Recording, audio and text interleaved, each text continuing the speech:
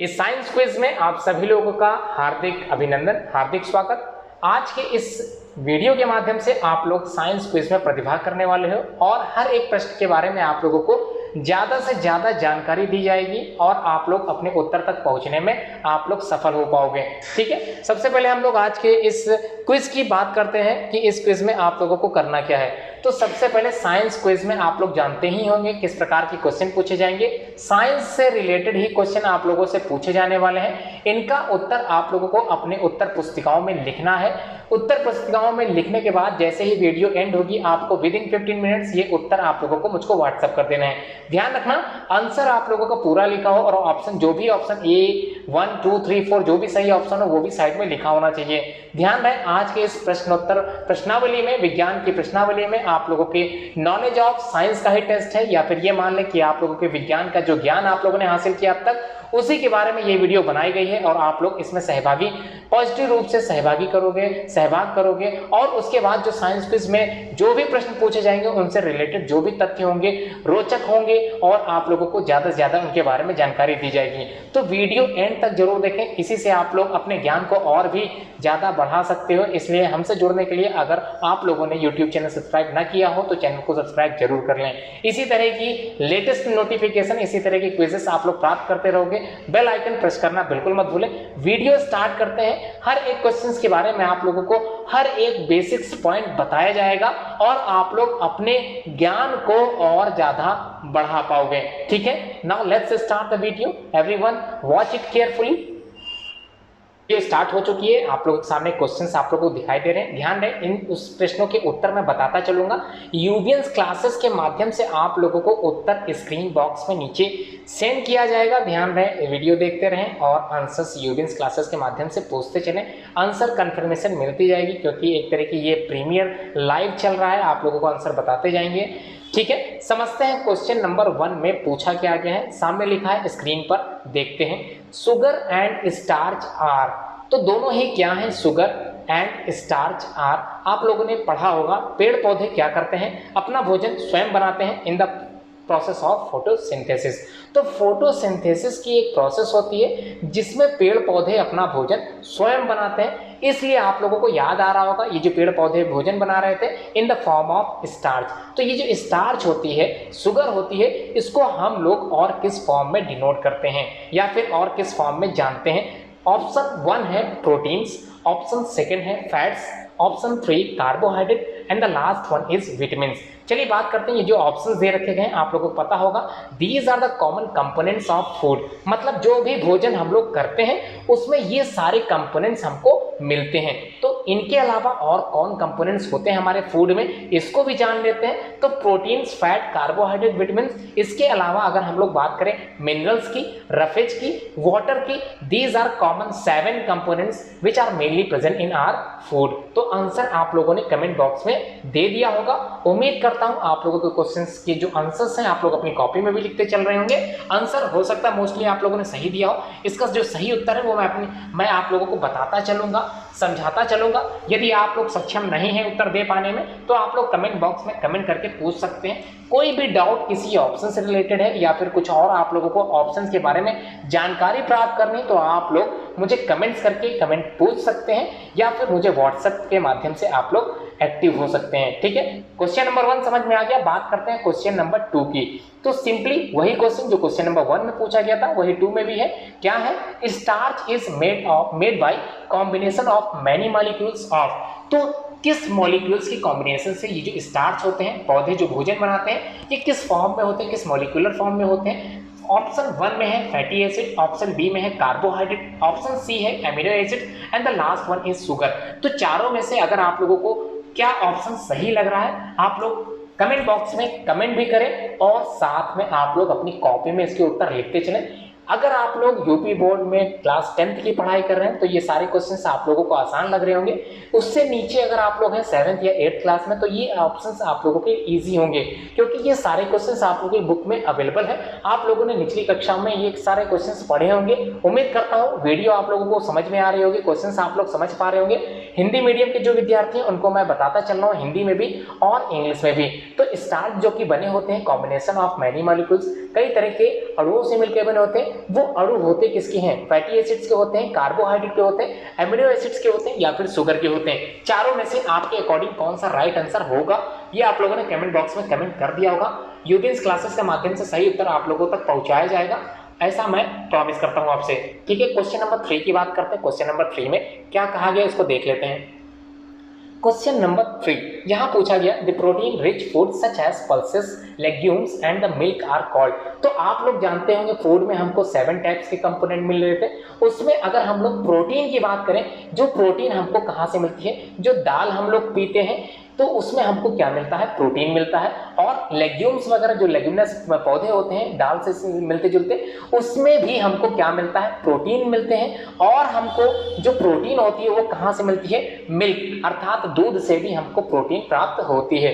तो ये जो प्रोटीन है ये एक एज अ कंपोनेंट जो कि फूड में पाया जाता है। और अगर हम लोग बात करें कार्बोहाइड्रेट की जो एक कंपोनेंट है फूड का ही, उसमें कार्बन, हाइड्रोजन और ऑक्सीजन मिला रहता है। उसी तरह से फैट की अगर बात करें तो कार्बन, हाइड्रोजन और ऑक्सीजन उसमें भी होता है, लेकिन कार्बोहाइड्रेट एंड फैट्स के अलावा जो प्रोटीन होती है इसमें जो मेन अंतर दिखाई देता है, तो प्रोटीन में क्या अंतर दिखाई देता है, क्योंकि हमको पता है प्रोटीन में नाइट्रोजन जो होता है वो विलेय होता है। इसका मतलब नाइट्रोजन अगर हम लोगों को प्राप्त होती है विद दी प्रोटीन, मतलब ये जो प्रोटीन होती है हमारे शरीर के अंदर जो नाइट्रोजन एलिमेंट होता है उसी को क्या करती है, हमको देती है। तो हम लोग प्रोटीन कहां से, जो नाइट्रोजन होती है कहां से प्राप्त करते हैं, with the help of proteins food. तो ये जो प्रोटीनस फूड है जो आपके सामने स्क्रीन पे दिखाई दे रहे हैं 4 ऑप्शन, इनमें से कौन सा राइट आंसर होगा।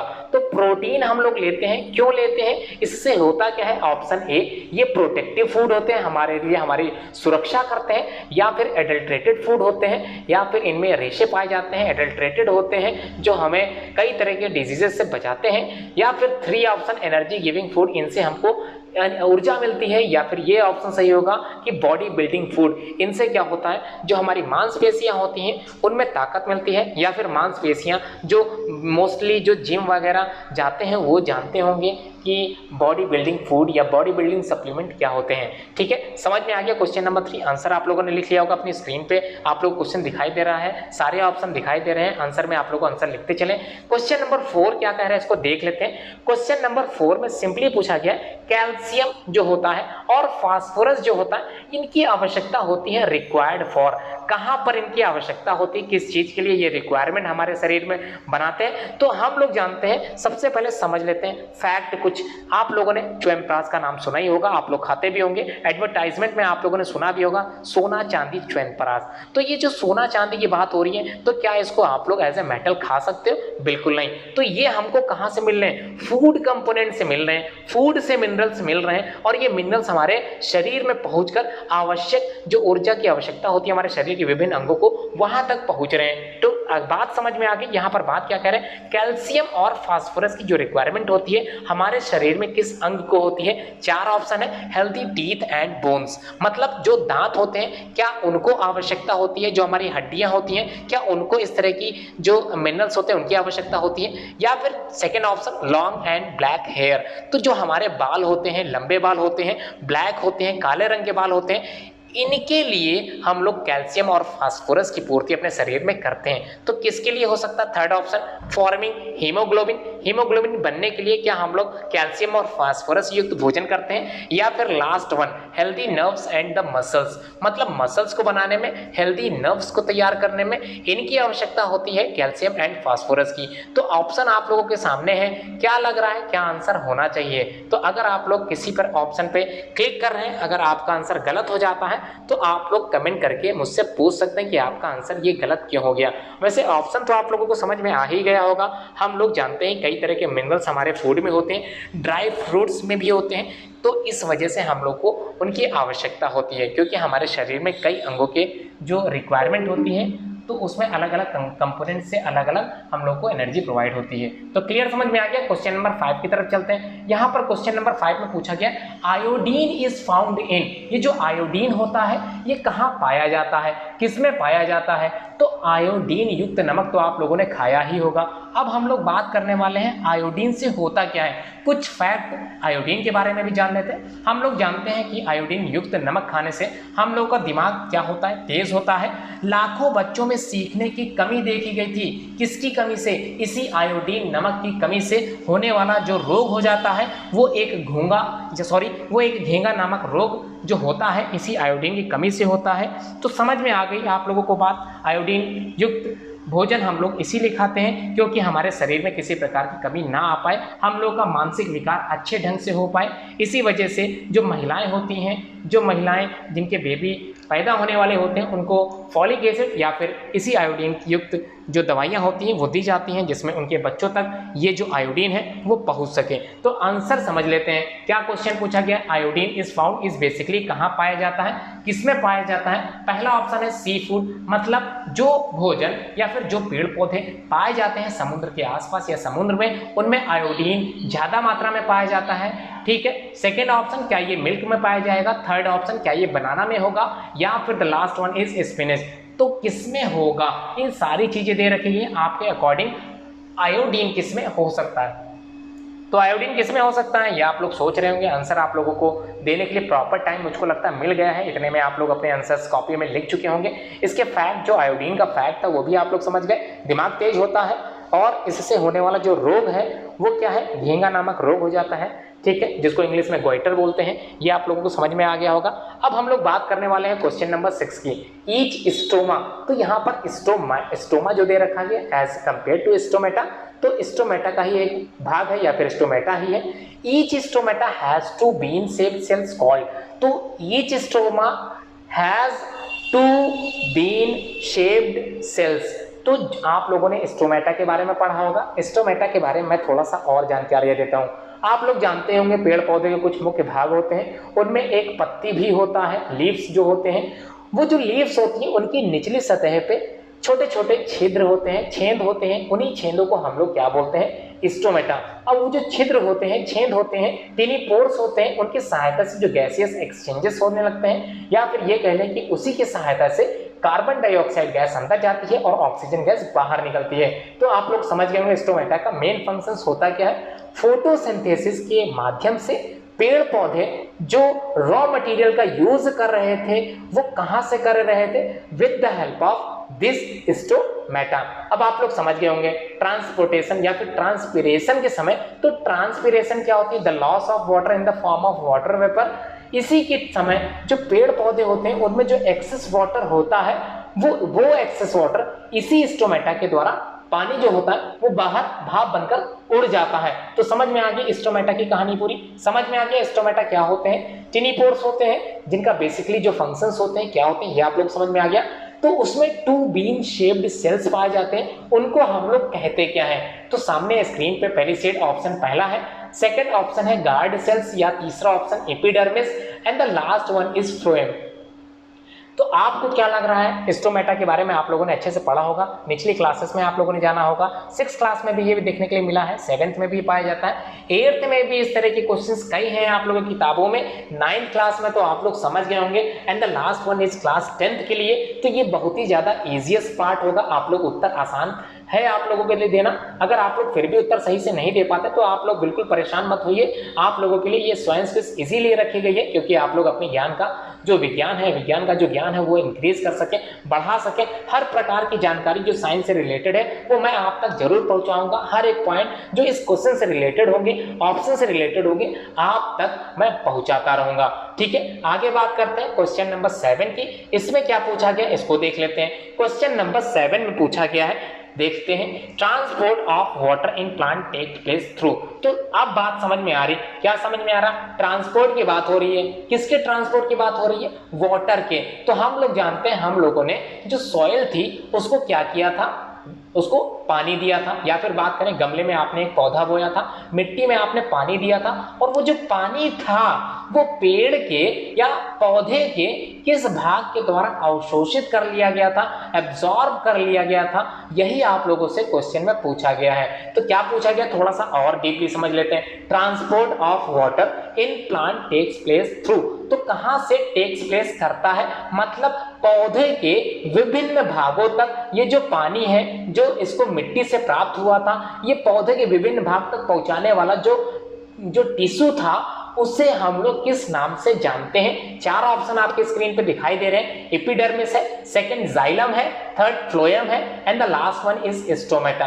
क्या स्टोमेटा हो सकता है? क्या transport of water in plants takes place by stomata, क्या इसको सही मानेंगे, या फ्लोएम या फिर xylem and the last one is epidermis. तो चारों में से आपके अकॉर्डिंग कौन सा सही होगा, उत्तर देते चलें, अपनी कॉपी में लिखते चलें। चलिए थोड़ी सी बात कर लेते हैं प्लांट्स की।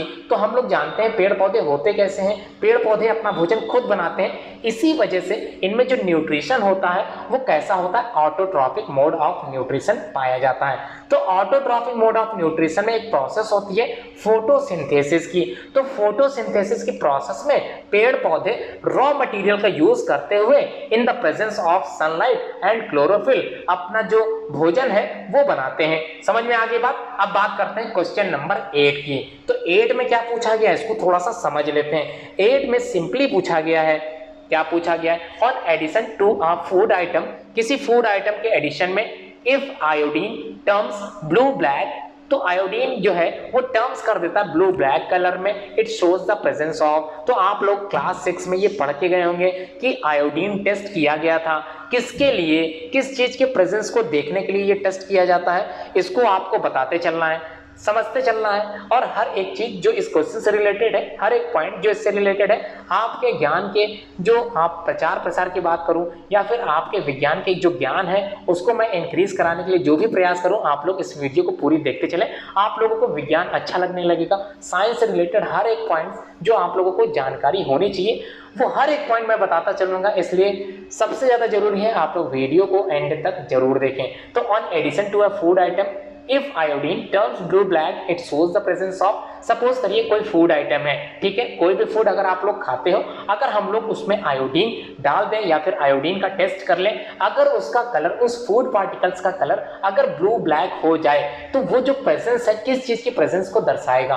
तो ये जो कन्वर्जन ऑफ, ये जो कन्वर्ट हुआ कलर में, जिस कलर में कन्वर्ट हुआ, ये क्या बताता है कि हमारा जो फूड है वो क्या शुगर है, क्या फूड जो हमने कन्वर्ट किया था ब्लू एंड ब्लैक कलर में, क्या वो कार्बोहाइड्रेट हो सकता है, क्या वो स्टार्च होगा, एंड द लास्ट वन क्या वो विटामिन होगा, विटामिन से रिलेटेड होगा।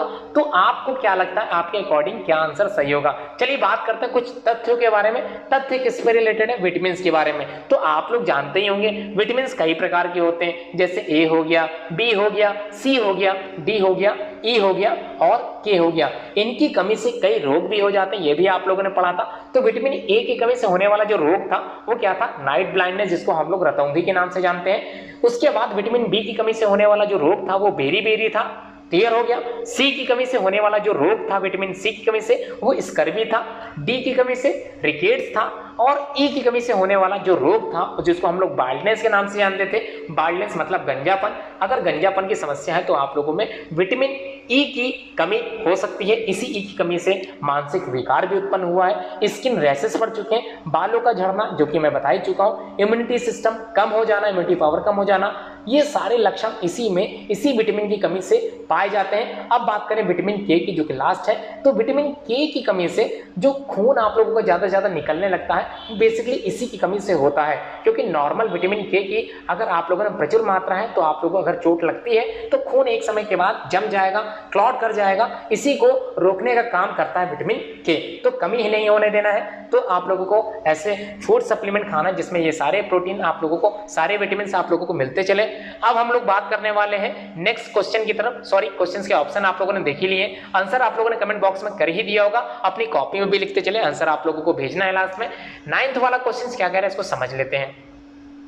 9th क्वेश्चन में plant that depend on dead decaying organic matter that are known as, तो सड़े गले पदार्थों पर प्लांट्स जो होते हैं वो कौन से होते हैं जो डिपेंड होते हैं। तो सड़े गले पदार्थों पर अपना जीवन यापन करने वाले जो जो भी ऑर्गेनिज्म होते हैं उनका नाम बताना है आप लोगों को। आप लोगों ने पढ़ा होगा ऐसे प्लांट, ऐसे पेड़ पौधे जो डिपेंड होते हैं किस चीज पे, on dead and decaying organic matter, मतलब सड़े गले पदार्थों के ऊपर जम जाया करते हैं। उन तरह के जो ऑर्गेनिज्म होते हैं, जीवधारी होते हैं, उनको हम लोग किस नाम से जानते हैं? क्या उनको हम लोग कार्निवोर्स बोल सकते हैं? कार्निवोर्स आप लोगों ने पढ़ा ही होगा, निचली कक्षाओं में आप लोगों ने पढ़ा होगा कार्निवोर्स, ओमनीवोर्स और हर्बीवोर्स के बारे में आप लोगों ने पढ़ा होगा। क्या ये आंसर सही होगा, या फिर सैप्रोफाइट्स हो सकता है, या फिर पैरासाइट सही होगा, and the last one scavengers सही होगा?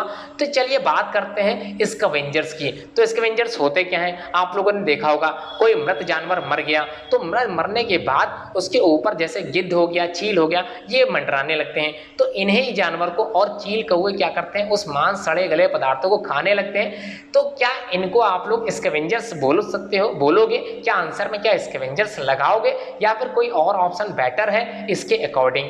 तो क्या लगता है आप लोगों को, जो चील गिद्ध ये सब होते हैं, स्कैवेंजर्स होते हैं, क्या ये सिर्फ और सिर्फ dead and decaying organic matter पे ही डिपेंड होते हैं, या किसी और चीज पे भी डिपेंड होते हैं? क्या इनको आप लोग इस उत्तर में कंसल्ट करोगे? क्या इस उत्तर में आप लोग लिखोगे? लिख चुके? आगे बढ़े, क्वेश्चन नंबर 10 की तरफ चलते हैं। क्वेश्चन नंबर 10 में सिंपली पूछा गया विच of the following is an insectivorous plant? तो कीटभक्षी पौधा इनमें से कौन सा होता है? चार ऑप्शन आपकी स्क्रीन पे, मिसल्टो फर्स्ट है, सेकंड लोटस है, थर्ड है pitcher plant, and the last one is dodder. तो आप लोगों के अकॉर्डिंग आप लोगों ने पढ़ा होगा कभी ना कभी, ये चीज जानकारी की होगी। इंसेक्टिवोरस प्लांट्स भी हमारे जो वर्ल्ड है, हमारा जो विश्व है, उसमें कई तरह के पेड़ पौधे पाए जाते हैं। उन्हीं में से कुछ पौधे ऐसे होते हैं जो इंसेक्टिवोरस होते हैं, मतलब कीटभक्षी, कीटों का भक्षण करने वाले, कीटों को खाने वाले, कीड़े मकोड़ों को खा जाते हैं ऐसे पौधे, उन्हें ही बोलते हैं इंसेक्टिवोरस। तो आप लोगों ने कभी सोचा ये जो इंसेक्टिवोरस प्लांट होते हैं इनमें ऐसा कैरेक्टरिस्टिक फीचर क्यों आ जाता है? क्योंकि हम लोग तो पढ़ते आए हैं कि पेड़ पौधे सिर्फ और सिर्फ क्या होते हैं, न्यूट्रिशन, इनका मोड ऑफ न्यूट्रिशन ऑटोट्रॉफिक होता है, अपना भोजन खुद बनाते हैं। ये कीड़े मकोड़े क्यों खाने लगे? तो आप लोग जानते ही होंगे इंसेक्टिवोरस प्लांट्स बेसिकली ऐसी जगह पाए जाते हैं जहां पर नाइट्रोजन की कमी होती है, मतलब दलदली इलाकों में। तो समझ में आ गई पूरी बात। नाइट्रोजन की कमी को पूरा करने के लिए ऐसे ही पौधे कीटों का भक्षण करने लगते हैं, मतलब कीड़े मकोड़े खाने लगते हैं। तो अब क्लियर हो गया कि इंसेक्टिवोरस प्लांट होते क्यों हैं, कीटभक्षी खाते क्यों हैं? क्योंकि नाइट्रोजन युक्त पदार्थ को पूरा करने के लिए ये कीड़े मकोड़े खाने लगते हैं। क्लियर हो गया? कीट पतंगों को क्यों खाते हैं? क्योंकि उनमें इनको नाइट्रोजन मिल जाता है। समझ में आ गई बात? अब आंसर आप लोग क्या दोगे? आपको क्या लगता है सही आंसर कौन सा होना चाहिए? आंसर लिख लिया। क्वेश्चन नंबर 11 की तरफ चलते हैं। 11 में सिंपल पूछा गया है the process of taking in food, मतलब भोजन को अपने मुंह के अंदर रखने की जो प्रोसेस होती है। अच्छा, ये प्रोसेस होती कितनी टाइप की है समझ लेते हैं। आप लोगों ने पढ़ा होगा what is holozoic nutrition and also right it's steps. तो स्टेप्स किसमें फॉलो करनी है, किसमें फॉलोड होती है? Holozoic nutrition. अब होलोजोइक न्यूट्रिशन क्या होता है तो हम लोग समझ लेते हैं। अगर हम लोग अपनी बात करें तो हम लोग क्या करते हैं, सॉलिड फूड को खाते हैं, चबाते हैं, उसके बाद उसको पचा लेते हैं और वेस्ट मटेरियल बाहर निकल जाता है। तो इस तरह के जो ऑर्गेनिज्म होते हैं उनमें जो न्यूट्रिशन पाया जाता है वो कैसा होता है? हेटेरोट्रॉफिक तो होता है, लेकिन और किस टाइप का होता है? होलोजोइक। ठीक है, क्लियर हो गया। होलोजोइक हम लोगों में न्यूट्रिशन पाया जाता है। अब होलोजोइक के कुछ कॉमन स्टेप्स होते हैं, या फिर हम लोग बात करें अमीबा की, तो अमीबा क्या होता है? यूनिसेल्युलर ऑर्गेनिज्म है, एक सेल पाई जाती है और वही एक सेल सारे फंक्शंस को परफॉर्म करती है, चाहे वो डाइजेशन हो, चाहे वो एक्सक्रीशन हो, with the help of diffusion process. तो समझ में आ गई पूरी बात। अब आप लोगों को बताना क्या है, taking food inside our mouth is called process को क्या कहते हैं? क्या इसे डाइजेशन कहेंगे, क्या इसे इंजेशन कहेंगे, क्या इसे एब्जॉर्प्शन कहेंगे, सॉरी क्या इसे एसिमिलेशन कहेंगे, and the last one is absorption. तो चारों में से आपको क्या लगता है कि कौन सा बेटर ऑप्शन होगा? तो इन चारों में क्लियर समझ में आ गया, digestion, ingestion, assimilation and the last one is absorption. अब बात करते हैं क्वेश्चन नंबर 12 की। तो 12 में क्या पूछा गया इसको थोड़ा सा समझ लेते हैं। क्या समझना है इसमें? सिंपल पूछा गया है कि डाइजेशन बेसिकली स्टार्ट्स कहां से होता है, बिगिंस कहां से होता है, किस पार्ट ऑफ एलिमेंट्री कैनाल से स्टार्ट होता है? जो ऑप्शन दे रखे गए वो क्या है? Part of alimentary canal. क्योंकि हम लोग जानते हैं जो डाइजेस्टिव सिस्टम होता है वो बेसिकली क्या होता है, क्या होता है बेसिकली? डाइजेस्टिव सिस्टम कंसिस्ट करता है दो चीजों पे। क्या होते हैं दो चीजें, एक तो एलिमेंट्री कैनाल और दूसरा डाइजेस्टिव ग्लैंड। तो जो ऑप्शन आपकी स्क्रीन पे दिखाई दे रहे हैं ये सारे पार्ट्स ऑफ एलिमेंट्री कैनाल होते हैं। तो एलिमेंट्री कैनाल के पार्ट्स आप लोगों ने पढ़े थे, कौन कौन से थे, चलिए बात कर लेते हैं उन पार्ट्स की। सबसे पहला पार्ट था माउथ, ठीक है। सेकंड पार्ट फूड पाइप, जिसको हम लोग ईसोफेगस के नाम से भी जानते थे। उसके बाद थर्ड पार्ट को हम लोग क्या कहते हैं, स्टमक कहते हैं। ईसोफेगस के बाद स्टमक आएगा और स्टमक के बाद ध्यान रखना आप लोगों को स्मॉल इंटेस्टाइन लिखना है। कई बच्चे करते क्या है, सीधे ईसोफेगस के बाद स्टमक के पास जैसे ही आते हैं उसके साथ वो लोग लीवर भी लिख देते हैं और पैनक्रियाज भी लिख देते हैं। तो ध्यान रखना यहाँ पर आपके नंबर कम हो सकते हैं। लीवर और पैनक्रियाज ये दोनों ही डाइजेस्टिव एलिमेंट्री कैनाल के पार्ट नहीं होते, ये सिर्फ और सिर्फ डाइजेस्टिव ग्लैंड के अंतर्गत आते हैं। तो इसलिए अपने उत्तर में थोड़ा सा ध्यान भी रखें, क्योंकि मार्क्स आप लोगों के कम यहीं पर हो जाते हैं। तो समझ में आगे बात। स्टमक के बाद क्या करना है, स्मॉल इंटेस्टाइन लिखना है। स्मॉल इंटेस्टाइन के बाद क्या लिखना है, लार्ज इंटेस्टाइन लिखना है। तो अब आप लोग समझ गए होंगे ये सारे पार्ट्स किसके हैं, एलिमेंट्री कैनाल के। तो एलिमेंट्री कैनाल के जो भाग हैं उन्हीं में से किस भाग में डाइजेशन स्टार्ट हो जाता है।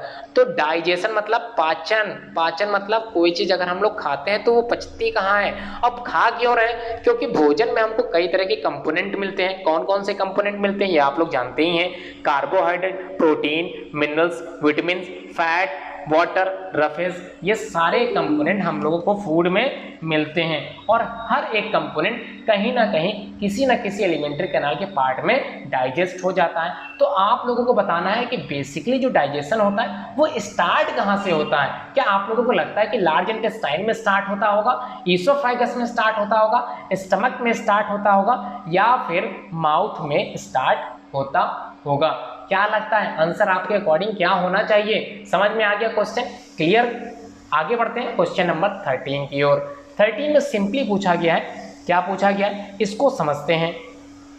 Chemicals that helps to digest food are called, मतलब जो भी रासायनिक तत्व होते हैं जो डाइजेस्ट करते हैं किसी फूड को, उन्हें हम कहते क्या हैं। अभी इतनी देर से जो बातें हो रही थी इन्हीं डाइजेस्टिव जो जूसेस होते हैं उन्हीं के बारे में बात हो रही थी, तो उनको कहते क्या हैं। तो साइंटिफिक टर्म्स में उनका यूज या फिर उनको कहते क्या है यही पूछा गया है। चलिए कुछ फैक्ट्स के बारे में इनके पढ़ लेते हैं। एंजाइम्स के बारे में एक एक करके समझते हैं। तो एंजाइम्स बेसिकली कई तरह के हमारे डाइजेस्टिव ग्लैंड के द्वारा सिक्रिएट होते हैं। जैसे बात करें सलाइवरी ग्लैंड से सिक्रिएट होने वाला जो एंजाइम था, तो उसमें एमाइलेज एंजाइम आप लोगों ने पढ़ा था, जो कहाँ से सिक्रिएट होता था, सलाइवा से सिक्रिएट होता था। एमाइलेज सलाइवरी को ही हम लोग क्या टाइलिन नाम से भी जानते थे। उसके बाद आप लोगों ने पढ़ा था pepsin enzyme. Pepsin enzyme basically stomach में बन रहा था। उसके बाद आप लोगों ने ट्रिप्सिन एंजाइम में पढ़ा था, लाइपेज एंजाइम में पढ़ा था।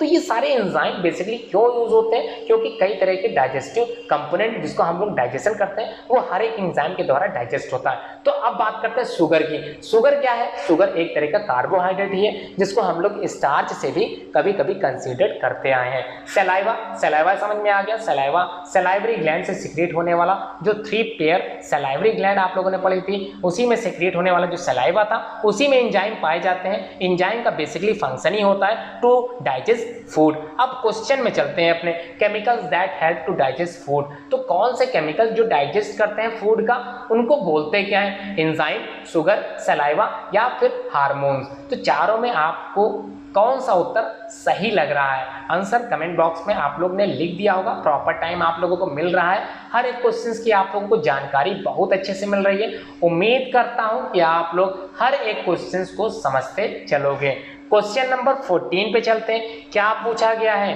दी पेरिस्टाल्सिस मूवमेंट, मतलब एक तरह का मूवमेंट होता है पेरिस्टाल्सिस, और पेरिस्टाल्सिस रिलेटेड टू होता है डाइजेस्टिव ट्रैक्ट से। अब ट्रैक्ट किस में आएगा, डाइजेस्टिव सिस्टम में ही तो आएगा। अब डाइजेस्टिव सिस्टम अभी आप लोगों ने पढ़ा था, कंसिस्ट करता है डाइजेस्टिव ग्लैंड और एलिमेंट्री कैनाल से। तो एलिमेंट्री कैनाल के कुछ पार्ट्स आप लोगों ने पढ़े थे। कौन कौन से पार्ट्स थे, पहला जो पार्ट था उसका नाम था माउथ, दूसरा जो पार्ट था उसका नाम था ईसोफेगस, तीसरा बता चुके हैं आप लोग, बोल दिए होंगे, तीसरा आप लोगों का स्टमक, फोर्थ क्या है समझ में आ गया, स्मॉल इंटेस्टाइन, नेक्स्ट क्या है लार्ज इंटेस्टाइन। और अगर हम लोग बात करें कि वेस्ट मटेरियल बाहर निकलता है with the help of anus. ठीक है, याद होगा टर्म्स, यही सब आप लोगों को अपने एग्जाम्स में भी लिखने हैं। तो हर एक चीज मैं बताता चल रहा हूं, समझते चले। ये जो मूवमेंट होता है, पेरिस्टाल्सिस मूवमेंट होता है, ये होता कहां पे है? क्या ये माउथ में होता होगा या फिर ईसोफेगस में? चलिए बता देता हूं, ये जो होता है ये ईसोफेगस में होता है, क्योंकि हम लोग जानते हैं कि माउथ में तो डाइजेशन स्टार्ट हो जाता है, लेकिन ईसोफेगस जो कि एलिमेंट्री कैनाल का एक पार्ट होता है, इसमें कोई भी डाइजेशन नहीं होता। तो समझ में आ गई बात, डाइजेशन होता नहीं। और ये जो डाइजेशन होता नहीं है, तो ऑप्शन नंबर 1 जो कि कह रहा है डाइजेशन ऑफ फूड, तो क्या आपको लगता है सही होगा?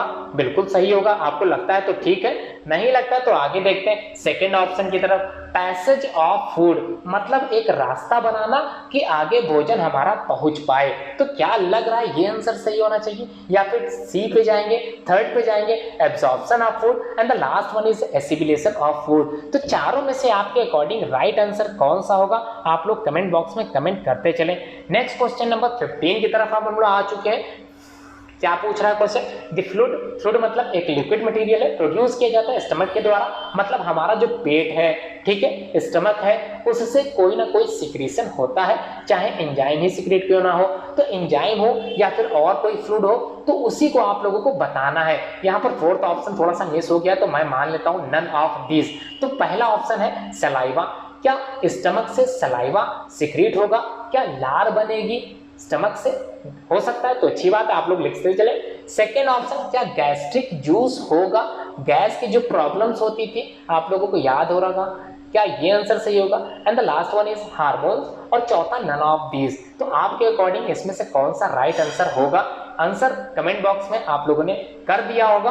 आंसर आप लोगों को हमारी टीम के द्वारा मिलता रहेगा, प्रॉपर टाइम पे मिलता रहेगा। जब कभी भी आप इस वीडियो को देखना चाहो, अवेलेबल रहेगी ये वीडियो हमेशा यूट्यूब पे। जब कभी भी अपने आप विज्ञान के ज्ञान को बढ़ाना चाहे, इस वीडियो को देख सकते हैं। ठीक है, वीडियो आप लोगों के लिए ही बनाई जा रही है, आप लोगों के ज्ञान के जो प्रसार है उसी के लिए बनाई जा रही है, आप लोगों के ज्ञान में संवर्धन हो सके, इस तरह की वीडियो आप लोगों के लिए ही बनाई जा रही है। आगे भी ऐसी ही वीडियो आप लोग तक पहुंचेगी और आप लोग ऐसे ही अपनी सहभागिता पूरी निभाते आओगे। नेक्स्ट क्वेश्चन है, चलते हैं नेक्स्ट क्वेश्चन की तरफ। Question number 16। तो 16 में क्वेश्चन क्या पूछा है, इसको थोड़ा सा समझ लेते हैं। पेप्सिन, पेप्सिन की बात हो रही है 16 में। तो हम लोग बात कर चुके थे पेप्सिन प्रोटीन, ये आप लोगों को याद हो रहा, पी से पेप्सिन और पी से प्रोटीन। तो यहाँ पर 4 ऑप्शन है। अब प्रोटीन डाइजेस्टिव एंजाइम, मतलब पेप्सिन है क्या? आंसर मिल गया। अब प्रोटीन डाइजेस्टिव एंजाइम होता है जो प्रेजेंट होता है कहाँ पर? तो पेप्सिन एंजाइम है, ये तो क्लियर हो गया, और प्रोटीन का डाइजेशन करता है, ये भी क्लियर हो गया। लेकिन ऑप्शन में पूछा क्या गया है, ये प्रेजेंट कहाँ होता है, प्रोड्यूस कहाँ होता है, इसका प्रोडक्शन कहाँ होता है? क्या ईसोफेगस में होता होगा, क्या माउथ में होता होगा, क्या स्टमक में इसका निर्माण होता है, या फिर ड्यूोडेनम में इसका निर्माण होता है? तो 4 ऑप्शन आप लोगों को बेटर मिल गए होंगे, आंसर आप लोग बताने में सक्षम होंगे। अब हम लोग बात करने वाले हैं क्वेश्चन नंबर 17 की। तो 17 में सिंपली क्या पूछा गया, हर एक पॉइंट मैं बताता चल रहा हूं, आप लोग सुनते चले। Which of the following enzyme changes casein into soluble curd? तो केसीन क्या होती है, कैजीन क्या होती है, इसको थोड़ा सा समझ लेते हैं। हम लोग जानते हैं कि स्तनधारियों में या फिर मैमल्स में जो मैमरी ग्लैंड होती हैं, दुग्ध जो कोशिकाएं होती हैं, उसमें से जो दूध निकलता है, उसी दूध में जो माता अपने बच्चों को दूध पिलाती हैं, उनके दूध में इसी प्रोटीन की मात्रा अधिक होती है। और बच्चों में एक एंजाइम होता है जिसको पाचन करने के लिए, जिसको डाइजेस्ट करने के लिए, किसका पाचन करने के लिए? केसीन प्रोटीन का पाचन करने के लिए, जो कहाँ से मिल रहा है, उसको अपनी माता से मिल रहा है, उसको पाचन करने के लिए एक एंजाइम पाया जाता है बच्चों में। उसी एंजाइम का आपको लोगों को ऑप्शन लिखना है। क्या 4 ऑप्शन दिए गए हैं, इसको सुन लेते हैं। पहला है पेप्सिन एंजाइम, सेकंड है रेनिन एंजाइम, थर्ड है pirepsin enzyme, and the last one is sucrase. तो चारों में से आप लोगों को कौन सा ऑप्शन सही लग रहा है? केसीन प्रोटीन कन्वर्ट हो जाती है सॉल्युबल कर्ड में, ये जो है कौन करेगा, कौन सा एंजाइम इस पर वर्क करता है? आप लोगों के सामने स्क्रीन पे 4 ऑप्शन है, आंसर आप लोगों ने लिख लिया होगा, उम्मीद करता हूं। मैं आंसर देता हूं। 18 नंबर में आ जाते हैं। Question number 18, which of the following is fat digestive enzyme? तो फैट डाइजेस्टिव एंजाइम क्या है? तो आप लोग समझ रहे होंगे, सारे ऑप्शन कुछ ना कुछ एंजाइम से रिलेटेड है, लेकिन जो क्वेश्चन पूछा गया है उसमें क्वेश्चन है फैट डाइजेस्टिव एंजाइम। तो फैट का डाइजेशन कौन सा एंजाइम करता है, इसी को बताना है आप लोगों को। तो 4 ऑप्शन है, लैक्टेज, लाइपेज, माल्टोज, एमाइलेज। तो एमाइलेज आप लोग जान चुके हैं एमाइलेज कहाँ से सिक्रीट हो रहा था। क्या आपको लगता है कि एमाइलेज के द्वारा फैट का डाइजेशन हो पाता होगा, या फिर माल्टोज पे आप लोग जाएंगे, या फिर लाइपेज सेलेक्ट करोगे, या फिर फर्स्ट ऑप्शन पे ही रहने दोगे लैक्टेज एंजाइम। तो आप लोगों के अकॉर्डिंग कौन सा राइट आंसर है कमेंट बॉक्स में कमेंट कर चुके होंगे आप लोग। आगे बढ़ते हैं, क्या है क्वेश्चन नंबर 19 की तरफ। 19 में पूछा गया amino acid are use for the synthesis of. Amino acid का प्रयोग किया जाता है किस चीज के बनाने में, किस चीज के निर्माण में। तो हम लोग जानते हैं कि जो एमिनो एसिड्स होता है वो 20 तरह का एमिनो एसिड हमारे जो शरीर है या फिर पेड़ पौधे होते हैं उनमें भी इनकी आवश्यकता होती है। तो पेड़ पौधे हो चाहे एनिमल्स हो, एमिनो एसिड्स की आवश्यकता सभी में होती है। तो 10 अमीनो एसिड या फिर 9 से 10 एसेंशियल अमीनो एसिड्स की आवश्यकता हम लोग को अत्यंत आवश्यक रूप से होती है। इनका निर्माण होता है किस चीज़ के बनाने में, ऑप्शन आपके स्क्रीन पे है। क्या फैट का निर्माण इन्हीं अमीनो एसिड से होता होगा, या फिर प्रोटीन्स का निर्माण इन्हीं अमीनो एसिड से होता होगा, या फिर कार्बोहाइड्रेट का, and the last one is glycogen जो बनता होगा क्या इन्हीं अमीनो एसिड्स के रूप में क्या पाया जाता है, बनता है। आप लोगों को लगता है ऐसा कुछ। आगे बढ़ते हैं क्वेश्चन नंबर 20 की तरफ। 20 में क्या पूछा गया, विलाई या विली बोलते हैं आर फाउंड इन द। अब इसके बारे में कुछ समझ लेते हैं। ये जो विली होती है जिसको हम लोग विलाई भी बोलते हैं, तो इसके बारे में समझते हैं ये दिखती कैसी है। तो हम लोग जानते हैं कि एक एलिमेंट्री कैनाल की स्थान होता है या फिर एलिमेंट्री कैनाल का एक पार्ट होता है, उसी में फिंगर लाइक प्रोजेक्शंस निकले रहते हैं जो एब्जॉर्ब कर लेते हैं मोस्ट ऑफ द न्यूट्रिएंट जो डाइजेस्ट हो जाते हैं हमारे शरीर में, जो कंपोनेंट पाचित हो जाते हैं उन्हीं के न्यूट्रिएंट्स को क्या करता है सीधे ब्लड स्ट्रीम में भेज देता है। तो समझ में आ गई पूरी बात, आप लोगों को क्लियर हो गया, यहाँ पर समझ में पूरा आ गया, प्रॉपर समझ में आ गया। एब्जॉर्ब करता है most of the nutrients break down by the stomach as well as in the duodenum part. इसी अब आगे मैं बताऊंगा नहीं, आप लोग आंसर समझ जाओगे। तो villi are basically found in कहाँ पाए जाते हैं, स्मॉल इंटेस्टाइन में, स्टमक में, ईसोफेगस में, and the last one is none of these. तो चारों ऑप्शन क्लियर है, आप लोगों की स्क्रीन पे दिखाई दे रहे हैं। सही आंसर क्या होगा स्क्रीन पे आप लोगों ने अपने कमेंट बॉक्स में कमेंट कर दिया होगा। आंसर मैं बताता चल रहा हूँ, सुनते आप लोग चलें, समझते चलें, हर एक बेसिक्स पॉइंट मैं बताता चल रहा हूँ हर एक क्वेश्चन के बारे में। Question number 21, the process of respiration needs. तो रेस्पिरेशन की प्रोसेस जो होती है उसको आवश्यकता होती है किस चीज़ की। तो आप लोगों ने पढ़ा होगा रेस्पिरेशन बेसिकली 2 तरह के होते हैं। कौन कौन से, एक होता है एरोबिक और दूसरा होता है एनेरोबिक। तो एरोबिक रेस्पिरेशन जो होता है बेसिकली हम लोग करते हैं ऐसे ऑर्गेनिज्म जिनको ऑक्सीजन की आवश्यकता होती है, पूर्ण रूप से ऑक्सीजन का इस्तेमाल करके अपना भोजन जो है वो डाइजेस्ट कर पाते हैं। तो ऐसे ऑर्गेनिज्म को जो ऑक्सीजन की उपस्थिति में क्या कर रहे हैं, रेस्पिरेशन कर रहे हैं, उन्हें बोलते हैं एरोबिक रेस्पिरेशन ऑर्गेनिज्म। और जो एब्सेंस ऑफ ऑक्सीजन में जो रेस्पिरेशन करते हैं उन्हें बोलते हैं एनेरोबिक रेस्पिरेशन। ठीक है, ये क्लियर हो गया, फैक्ट समझ में आ गया। एनेरोबिक और एरोबिक में आप लोगों को तथ्य समझ में आ गया। बात करते हैं एनेरोबिक के कुछ पॉइंट्स की। तो एनेरोबिक रेस्पिरेशन जो होता है उसमें ग्लूकोज जो होता है वो ब्रेक्स डाउन हो जाता है विदाउट ऑक्सीजन, और क्या बनाता है, लैक्टिक एसिड बनाता है। और उसमें जो वेस्ट मटेरियल या फिर उसमें जो मटेरियल निकलते हैं, प्रोडक्ट निकलते हैं, वो कार्बन डाइऑक्साइड एंड वाटर के रूप में निकलते हैं। फर्मेंटेशन एक प्रोसेस होती है जिसकी सहायता से अल्कोहल बनाने का काम किया जाता है। तो समझ में आ गया, अल्कोहल बनाने का काम कहाँ से हो रहा था, एनेरोबिक रेस्पिरेशन के द्वारा हो रहा था, क्योंकि विदाउट ऑक्सीजन ये प्रोडक्ट तैयार होते हैं। लेकिन यहाँ पर क्वेश्चन क्या पूछ रहा है, द प्रोसेस ऑफ रेस्पिरेशन जो आवश्यक होती है उनमें से कौन सी चीज की आवश्यकता रेस्पिरेशन में होती है। 4 ऑप्शन, ऑक्सीजन है, नाइट्रोजन है, हाइड्रोजन है, and the last one is ozone. तो आपको क्या लगता है चारों में से कौन सा ऑप्शन राइट होगा। समझ में आ गया क्वेश्चन आप लोगों को, क्वेश्चन का जो बेसिक्स पॉइंट्स है वो भी आप लोग क्लियर समझ में आ गए। बात करते हैं क्वेश्चन नंबर 22 की। तो 22 में क्या है, the products of respiration are. तो रेस्पिरेशन एक प्रोसेस होती है जिसमें गैसियस एक्सचेंजेस टेक्स प्लेस और कुछ ना कुछ प्रोडक्ट बनता है। तो क्या बनता है, option A carbon dioxide and oxygen, option 2 carbon dioxide and energy, option 3 oxygen and energy, and the last one is carbon dioxide gas, oxygen gas and energy. तो चारों में से बेटर ऑप्शन आप लोगों को क्या लगता है, क्या बनेगा, आप लोगों ने लिख लिया होगा। जैसा कि आप लोग जानते ही हैं, क्या जानते हैं कि कई तरह के ऑर्गेनिज्म होते हैं, कई तरह के जो पार्ट्स होते हैं, रेस्पिरेटरी पार्ट्स होते हैं, उनसे वो लोग क्या करते हैं, रेस्पिरेशन करते हैं। नेक्स्ट क्वेश्चन बिल्कुल इसी से रिलेटेड है, समझ लेते हैं इसके बारे में भी। क्वेश्चन नंबर 23 में पूछा क्या गया है, देख लेते हैं। इन इंसेक्ट्स मतलब कीड़े मकोड़ों की बात हो रही है, लाइक जैसे ग्रास होपर मतलब जो टिड्डी होती है, उन्हीं के बारे में ये क्वेश्चन है। तो टिड्डी जो होती है, there is a well developed system of air tubes called, तो एक होता है एयर ट्यूब्स जिसकी सहायता से टिड्डी जो होती है वो रेस्पिरेशन कर पाती हैं। तो उसको बोलते क्या है, उस सिस्टम को क्या बोलते हैं, उस पार्ट को क्या बोलते हैं? क्या उसे ट्रैकिया बोलोगे, या उसे गिल्स बोलोगे, लंग्स बोलोगे, या एल्वियोलाई बोलोगे? तो आपके अकॉर्डिंग कौन सा राइट आंसर है, इसके बारे में कुछ चीजें जान लेते हैं, जानकारी प्राप्त कर लेते हैं। Respiratory parts of some different type के जो ऑर्गेनिज्म होते हैं, उनमें जो रेस्पिरेटरी पार्ट्स होते हैं, जैसे अमीबा की बात करें तो उसमें एक सिंगल सेल सारे परफॉर्मेंस करती है, रेस्पिरेशन का, एक्सक्रीशन का, डाइजेशन का, न्यूट्रिशन का, रिप्रोडक्शन का, ये सारे जितने भी चीजें हैं ये सब एक सेल्स के द्वारा अमीबा पूरा करता है। ठीक है। Second, tracheal system. ठीक है, ट्रैकियल सिस्टम के द्वारा कुछ ऑर्गेनिज्म क्या करते हैं, रेस्पिरेशन पूरा करते हैं।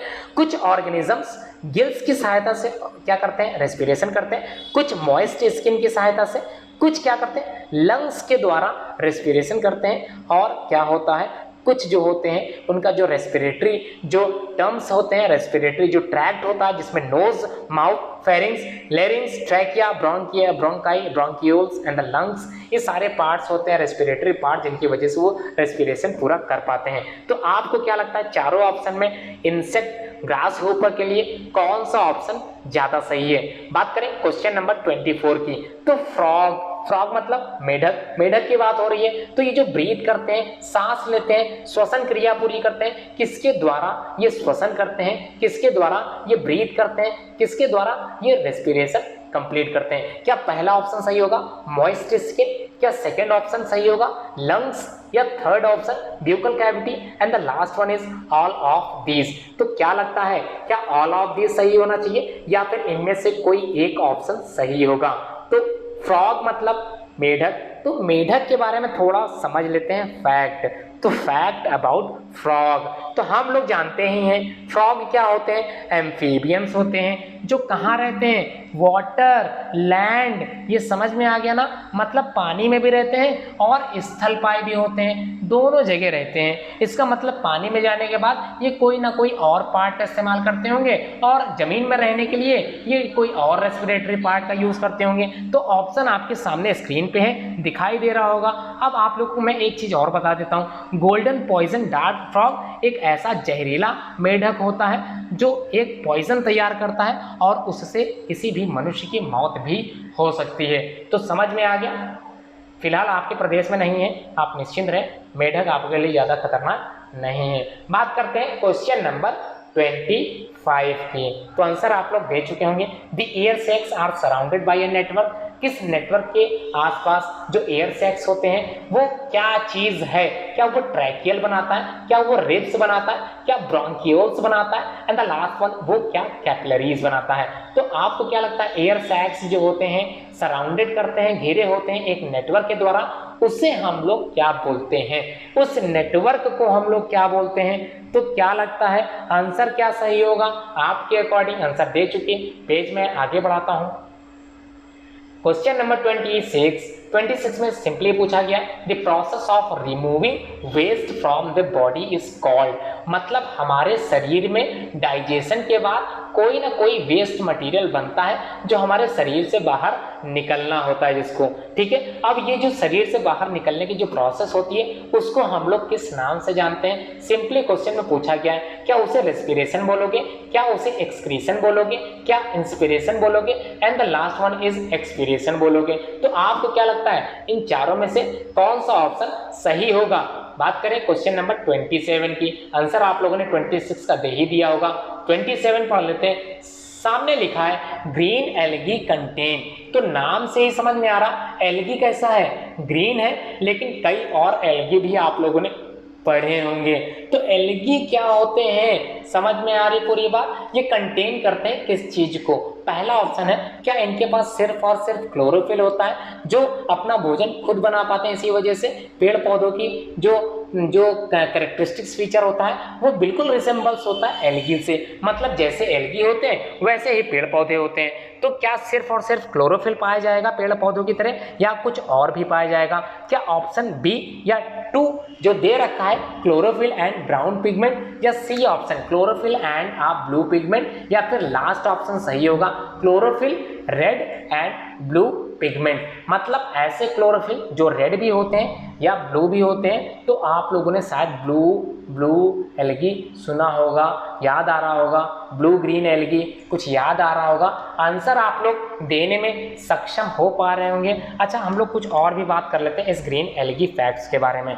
तो क्या चीज़ है, ग्रीन होते हैं इसी वजह से ये फोटोसिंथेसिस प्रोसेस को पूरा कर पाते हैं। मतलब autotrophic mode of nutrition basically found होता है इन्हीं एल्गी में। केमिकल प्रोसेस होती है जिससे ये क्या करते हैं, अपना भोजन खुद बनाते हैं। क्लियर हो गया?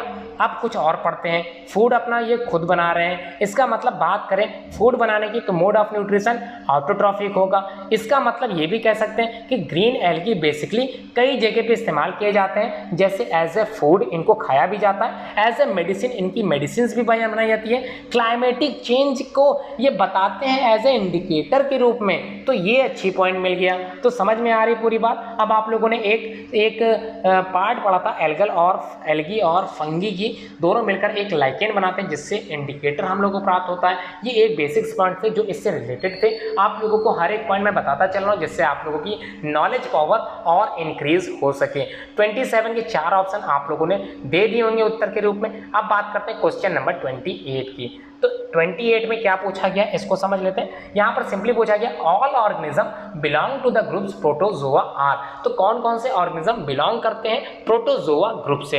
तो क्या ये यूनिसेलुलर होते हैं? यूनि मतलब होता है सिंगल, क्या सिंगल सेल के होते होंगे, या फिर मल्टी सेलुलर होते हैं, या कॉलोनियल होते हैं एक साथ रहने वाले, या फिर नन ऑफ दिस, इनमें से कोई नहीं? तो ज़्यादा बेटर ऑप्शन आप लोगों को क्या लग रहा है? आप लोग आंसर देते चले। अगला बात है, अगला क्वेश्चन है 29 में सिंपली पूछा क्या गया है समझ लेते हैं। क्या पूछा गया? Organism on the border line of the living and non living are. मतलब एक ऐसा ऑर्गेनिज्म जो बॉर्डर लाइन पर होता है, मतलब उसमें कई कैरेक्टरिस्टिक फीचर लिविंग के होते हैं और कई कैरेक्टरिस्टिक फीचर नॉन लिविंग के होते हैं। और आजकल ये बहुत ही ज़्यादा चर्चाओं में भी है। आप लोगों को समझ में आ गया होगा उत्तर। क्या ये वायरस होगा, क्या बैक्टीरिया होगा, क्या फंगी होगा, या फिर एल्गी होगा? आपको क्या लगता है? अगर कोई ऑर्गेनिज्म, कोई जीवधारी एक बॉर्डर लाइन पे है, ना तो वो जीवित है और ना तो वो मृत है, इसका मतलब दोनों ही कंडीशंस उसमें पाई जा रही हैं, हम लोग बता नहीं पाएंगे। तो आंसर क्या होगा? क्या इसे हम लोग वायरस बोलेंगे, बैक्टीरिया बोलेंगे, फंगी बोलेंगे, या फिर एल्गी? आप लोग इसको लॉक करोगे। तो क्या आंसर आपके अकॉर्डिंग सही होगा, जो एकदम सही हो पाए? आंसर आप लोगों ने लिख दिया, आंसर समझ में आ रहा होगा आप लोगों को। अब बात करते हैं pneumonia. Pneumonia basically viral, fungal, bacterial तीनों होते हैं कहीं कहीं, लेकिन इसका राइट आंसर आपके अकॉर्डिंग क्या होना चाहिए? निमोनिया एक डिजीज होती है, कॉज्ड होती है ह्यूमंस में। तो कैसे होती है? कौन सा माइक्रो ऑर्गेनिज्म बेसिकली इससे संबंधित है, रिलेटेड टू दिस डिजीज? क्या वायरस होगा, या फिर अमीबा, या बैक्टीरिया, या पैरामीशियम? तो आप लोग जानते हैं कई तरह के ह्यूमन डिजीजेस होती हैं जो वायरल इन्फेक्शंस होते हैं, जैसे स्मॉल पॉक्स, चिकन पॉक्स, या फिर बात करें बैक्टीरियल डिजीजेस की, डीपीटी आप लोगों ने सुना होगा, diphtheria, pertussis and tetanus, these are the bacterial. उसके बाद कई और डिजीजेस होती हैं, उसी से आप लोगों ने निमोनिया भी सुना होगा। इस कॉज बाई किसकी जो है यहाँ पर किसकी वजह से हो रहा है? ऑप्शन आपकी स्क्रीन पे है, आंसर आप लोगों ने दे दिया होगा। आगे बढ़ते हैं क्वेश्चन नंबर 31 पर। तो यहाँ पर बात करते हैं एटमॉस्फेरिक। हम लोग साइंस में एटमॉस्फेरिक चैप्टर है, या फिर आप लोगों ने पढ़ा ही होगा। The free nitrogen in the atmosphere is, हमारे वायुमंडल में जो नाइट्रोजन गैस होती है वो कितने प्रतिशत पाई जाती है? क्या ऑप्शन 21% सही होगा, 78% सही होगा, 63% सही होगा, या फिर 32% सही होगा? आपके अकॉर्डिंग क्या लग रहा है आपको? आप लोगों ने पढ़ा होगा कि हमारा वायुमंडल है कई प्रकार की गैसों से मिलकर बना है, जिसमें नाइट्रोजन मुख्यतः ज़्यादा पाई जाती है। तो कितनी पाई जाती है, क्या आप लोगों को लगता है इन चारों में से कौन सा ऑप्शन राइट होगा? आप लोगों को क्लियर याद आ रहा है तो ये अच्छी बात है। क्वेश्चन नंबर 31, आप लोगों ने एटमॉस्फेयर के बारे में बहुत कुछ पढ़ा था, उसमें कई तरह के लेवल्स पढ़े थे, लेयर पढ़ी थी, जैसे troposphere, stratosphere, ozonosphere, mesosphere, ionosphere and exosphere. तो ये सारी लेयर्स आप लोगों ने पढ़ी थी। इसी में से एक लेयर पर ओजोन पाई जाती थी। तो इसका भी क्वेश्चन हो सकता है आप लोगों के स्क्रीन में इस पेपर में दिया गया हो। उम्मीद है आप लोग वो आंसर भी करते चलोगे। बात करते हैं क्वेश्चन नंबर 32 की। क्या पूछा गया है? नाइट्रोजन फिक्सिंग बैक्टीरिया कौन से होते हैं? Nitrogen fixing bacteria. अच्छा, नाइट्रोजन को फिक्स क्यों करते हैं? आप लोग जानते ही हैं पेड़ पौधों को नाइट्रोजन की आवश्यकता होती है। अब ये आवश्यकता वो प्रत्यक्ष रूप से नहीं पूरी कर पाते हैं, मतलब हमारे वायुमंडल में नाइट्रोजन की अधिकता तो बहुत होती है, लेकिन डायरेक्टली पेड़ पौधे हों चाहे ह्यूमंस हो, इसका इस्तेमाल नहीं कर पाते। तो इनका इस्तेमाल कैसे होता है? मिट्टी में कुछ बैक्टीरिया पाए जाते हैं जो नाइट्रोजन को क्या करते हैं? फिक्स कर देते हैं और क्या करते हैं? कन्वर्ट कर देते हैं उस नाइट्रोजन को क्या करने में? एब्जॉर्ब करने वाली नाइट्रोजन के रूप में, और इस वजह से पेड़ पौधे नाइट्रोजन को यूज कर पाते हैं। तो आप लोगों को बताना है वो जो बैक्टीरिया है वो कौन सी बैक्टीरिया है जो नाइट्रोजन का फिक्सेशन करती है। तो ऑप्शन आपकी स्क्रीन पे है। पहला ऑप्शन है राइजोबियम, दूसरा है नॉस्टॉक, तीसरा है anabaena and the last one is all of these. तो क्या लग रहा है आपके अकॉर्डिंग सही आंसर क्या होना चाहिए? बात करते हैं आप क्वेश्चन नंबर 33 की। तो 33 में सिंपली पूछा गया है ओजोन लेयर कहाँ पाई जाती है। तो अभी आप लोगों ने लेयर्स पढ़े थे, कई तरह के डिफरेंट लेयर्स आप लोगों ने पढ़ी थी, उन्हीं में से कुछ लेयर आपकी स्क्रीन पे ऑप्शन के रूप में दिखाई दे रही हैं। तो देख लेते हैं। ओजोन का वैसे केमिकल फॉर्मूला O3 होता है, और O3 है तो ओजोन है। इसका कुछ फंक्शन मैं बता देता हूँ। हम लोग जानते हैं सूर्य की जो किरणें होती हैं वो हमारे लिए डायरेक्टली क्या है? हार्मफुल है, क्योंकि इनसे अल्ट्रा वायलेट किरणें हमारी धरती तक पहुंचती हैं, लेकिन डायरेक्टली ना पहुंच के इनको ओजोन क्या करता है? अपने वायुमंडल के बाहर ही रोक देता है। तो हमारे लिए ओजोन तो एक तरह से सुरक्षा कवच के तौर पर कार्य करता है। तो समझ में आ गया। अब ओजोन लेयर पाया किस एटमॉस्फेयर के लेयर पे जाता है? क्या ये स्ट्रेटोस्फियर पे पाया जाएगा, आयनोस्फियर पे पाया जाएगा, या फिर ट्रोपोस्फियर पे पाया जाएगा, या इनमें से कोई नहीं? तो आपको क्या लगता है ये जो लेयर है ओजोन की, ये किस लेयर पर बनती है? तो समझ में आ गई बात, क्वेश्चन समझ में आ गया। आगे क्वेश्चन पर पढ़ते हैं। क्वेश्चन नंबर 33 में, सॉरी 33 तो हो गया, 34 पढ़ते हैं। Jim Corbett national park. अब बात करते हैं नेशनल पार्क की। तो नेशनल पार्क बनाए क्यों जाते हैं, कि इनकी आवश्यकता क्यों होती है? आप लोगों ने ये पार्ट जो था साइंस का भी पार्ट है और SST का भी पार्ट है। इसका मतलब ये जो है आप लोगों ने सोशल साइंस की किताबों में भी देखा होगा। डिफरेंट टाइप के नेशनल पार्क्स आप लोगों ने पढ़े होंगे। इनका जो मेन फंक्शन है वो मैं समझा देता हूँ। बेसिकली ये जो नेशनल पार्क होते हैं उनमें क्या करते हैं हम लोग, कई तरह के लिविंग ऑर्गेनिज्म को, वाइल्ड लाइफ को प्रोटेक्ट किया जाता है। मतलब ऐसे जीवधारी जो धीरे धीरे एक्सटिंक्ट हो गए हैं, विलुप्त हो गए हैं, गायब हो गए, उनकी प्रजातियां नष्ट हो गई हैं, तो उनको सुरक्षा देने के लिए, उनको और आगे बढ़ाने के लिए हम लोग प्रोजेक्ट चलाते हैं, और उन प्रोजेक्ट की सहायता से इन ऑर्गेनिज्म पर ज़्यादा ध्यान दिया जाता है। तो इसी की वजह से नेशनल पार्क बनाए गए हैं। तो नेशनल पार्क समझ में आ गया। काम क्या होता है? प्रोटेक्टिव एरिया होते हैं, कई तरह के प्रोजेक्ट चलते हैं जिनसे कई तरह के जीवधारियों को सुरक्षा दी जाती है। जैसे प्रोजेक्ट टाइगर जो चला था 1973 में, आप लोग जानते ही होंगे। टाइगर की संख्या दिन प्रतिदिन कम हो रही थी, जिसको देखते हुए आप लोगों का टाइगर प्रोजेक्ट स्टार्ट हुआ था। ठीक है, समझ में आ गई बात। ऑप्शन आप लोगों की स्क्रीन पे है कि जिम कॉर्बेट नेशनल पार्क है, ये पाया कहाँ जाता है?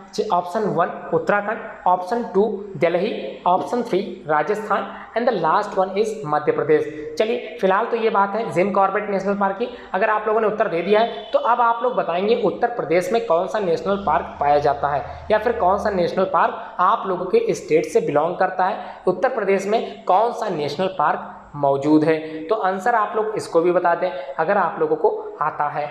ठीक है, समझ में आ गया। प्रॉपर टाइम मिल रहा है इसके लिए, आप लोग एक्स्ट्रा उत्तर भी दे सकते हैं। Question number 35। Question number simply पूछा गया, the ultimate sources of energy on earth, पृथ्वी पर अल्टीमेट सोर्स ऑफ एनर्जी, ऊर्जा का जो संपूर्ण सोर्स है, स्रोत है, वो क्या है? इंसेक्टिवोरस प्लांट है, क्या एनिमल्स है, क्या पेट्रोलियम प्रोडक्ट्स है, या फिर सन, सूर्य? तो आपको क्या लगता है, सूर्य आंसर सही होगा, या फिर इंसेक्टिवोरस प्लांट, या फिर एनिमल्स, या फिर पेट्रोलियम प्रोडक्ट? तो पेट्रोलियम प्रोडक्ट की अगर बात करें तो डीजल, पेट्रोल आप लोग पढ़े होंगे, केरोसिन ऑयल्स पढ़ा होगा, क्या ये सारे सोर्सेस आते हैं अल्टीमेट सोर्स ऑफ एनर्जी किसी पृथ्वी पर? तो क्या लगता है 35 का आप लोगों को उत्तर क्या होना चाहिए? बता दिया होगा आप लोगों ने कमेंट्स बॉक्स में। अब बात करते हैं क्वेश्चन नंबर 36 की। यहाँ पर क्वेश्चन स्क्रीन पे आप लोगों को दिखाई दे गया होगा, the red colour of the blood is due to, लाल रंग जो हमारा खून होता है, हमारा जो रक्त होता है, उसका जो लाल रंग होता है वो किस चीज की उपस्थिति के कारण होता है? कौन सी चीज की उपस्थिति इसको रेड कर देती है? Red colour is due to which pigment? तो किस चीज की उपस्थिति के कारण हमारे रक्त का जो रंग होता है वो लाल होता है? ऑप्शन ए में हीमोग्लोबिन, ऑप्शन बी में साइटोक्रोम, ऑप्शन सी थोड़ा सा कॉमन हो गया है हीमोग्लोबिन, ऑप्शन डी है नन ऑफ दीज। आपको अगर लगता है कि हीमोग्लोबिन 2 बार आया है तो इसका उत्तर ये होना चाहिए, तो आप लोग कमेंट बॉक्स में लिख सकते हैं, अच्छी बात है। चलिए कुछ बात बता देता हूँ आपके खून के बारे में, आपके रक्त के बारे में। तो हम लोग जानते हैं कि ब्लड बेसिकली जो होता है वो प्लाज्मा का बना होता है और ब्लड कैप्सूल से मिलकर बना होता है। तो ब्लड कैप्सूल्स जो होते हैं वो 3 तरह के होते हैं, आरबीसी, डब्ल्यूबीसी और प्लेटलेट। जो आरबीसी होते हैं वो क्या होते हैं, रेड कलर के होते हैं, इसीलिए इनको बोलते हैं रेड ब्लड कैप्सूल्स। अब रेड ब्लड कैप्सूल्स जो होते हैं ये तो क्लियर हो गया कि ऑक्सीजन की प्रवाहिता को या फिर ऑक्सीजन को शरीर के विभिन्न अंगों तक पहुंचाने के लिए सक्षम हो पाते हैं। डब्ल्यूबीसी का अगर हम लोग बात करें तो इसका जो कार्य होता है तो हमारे शरीर में एक तरह का जो इम्यूनिटी सिस्टम होता है उसका निर्माण करना होता है, मतलब जो माइक्रो ऑर्गेनिज्म हमारे शरीर में प्रवेश करते हैं उसको डिस्ट्रॉय करता है डब्ल्यूबीसी। उसके बाद जो प्लेटलेट्स होता है तो प्लेटलेट्स का वर्क जो होता है, खून का जो थक्का जमता है वो इसी की वजह से जम पाता है। ठीक है, बात समझ में आ गई। बात करते हैं क्वेश्चन नंबर 37 के फैक्ट्स के बारे में।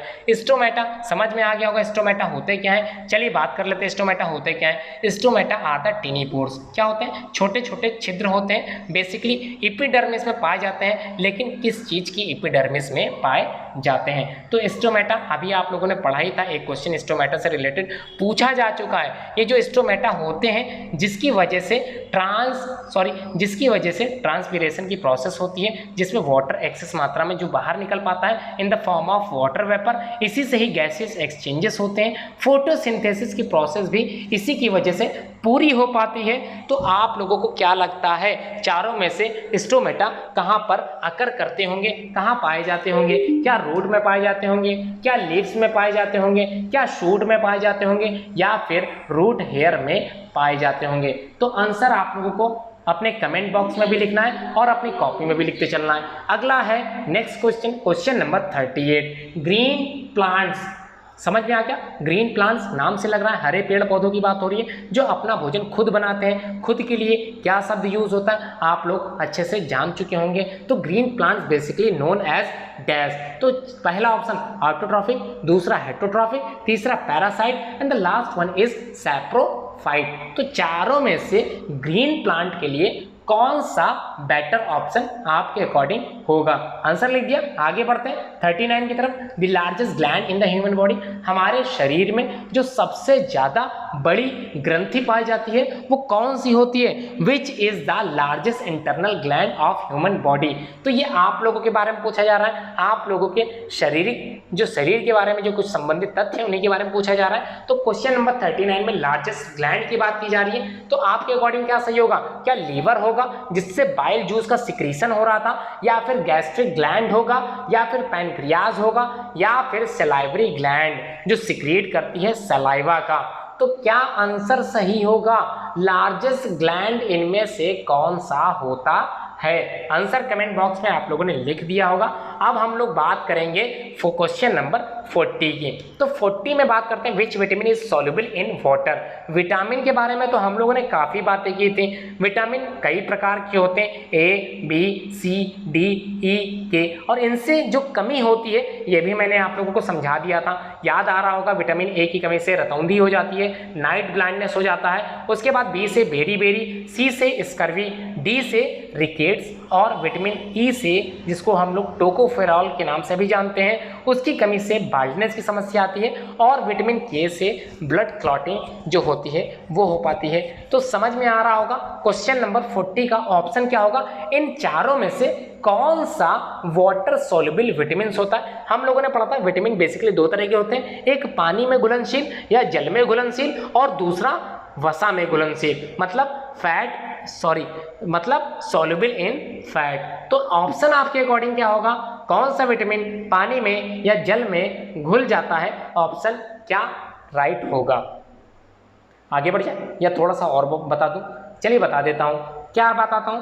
केमिकल नेम विटामिन्स के। तो कौन कौन से नेम्स होते हैं केमिकल, इसको मैं बता देता हूं। विटामिन ए का जो रासायनिक नाम है, केमिकल नेम है, उसे हम लोग जानते हैं रेटिनॉल के नाम से। ठीक है, रेटिनॉल विटामिन ए का केमिकल नेम है। उसी तरह से अगर हम लोग बात करें विटामिन बी की, तो बी को हम लोग राइबोफ्लेविन के नाम से भी जानते हैं। तो सी की बात करें एस्कॉर्बिक एसिड, डी की बात करें कैल्सीफेरॉल, ई की बात करें टोकोफेरॉल, एंड के की अगर बात करते हैं तो फिलोक्विनोल के नाम से इनको संबोधित भी किया जाता है, इनको जाना भी जाता है। केमिकल नेम आप लोगों को पता भी होने चाहिए, कभी भी आप लोगों से इस प्रकार के क्वेश्चन पूछे जा सकते हैं। ठीक है, क्वेश्चन नंबर 40 आप लोगों को समझ में आ गया। 41 की तरफ चलते हैं, क्या पूछा गया 41 में देख लेते हैं। क्वेश्चन नंबर 41 में ग्रीन पिगमेंट जो पाया जाता है कहाँ? पेड़ पौधों में, जो ट्रैप करता है सनलाइट को। ठीक है, सनलाइट को जो ट्रैप करता है वो कौन सा होगा? सिंपली क्वेश्चन है, और इसका ऑप्शन तो और ज्यादा सिंपल है, आप लोग अपने कॉमन सेंस के आधार पर ही इसका उत्तर देने में सक्षम हो पाओगे। तो ऑप्शन 1 क्लोरोफिल, ऑप्शन बी या 2 फंगी, थर्ड है sunlight, and the last one is none of these. तो आपको क्या लगता है? ग्रीन पिगमेंट हम लोग जानते हैं कि पेड़ पौधों में क्या होता है, कई तरह के प्लास्ट पाए जाते हैं, जैसे क्लोरोप्लास्ट, क्रोमोप्लास्ट और ल्यूकोप्लास्ट। तो ये सारे क्या होते हैं? पिगमेंट होते हैं जो रंग प्रदान करते हैं। तो आप लोगों को बताना है ग्रीन पिगमेंट इनमें से कौन सा होता है। तो ग्रीन कलर का कौन सा पिगमेंट पाया जाता है पेड़ पौधों में, जिसकी वजह से पेड़ पौधे अपना भोजन स्वयं बना पाते हैं, और जो लाइट है, सनलाइट है, वो ट्रैप हो पाती है। समझ में आ गया पॉइंट? आंसर आप लोग लिख चुके हैं। क्वेश्चन नंबर 42 की तरफ चलते हैं।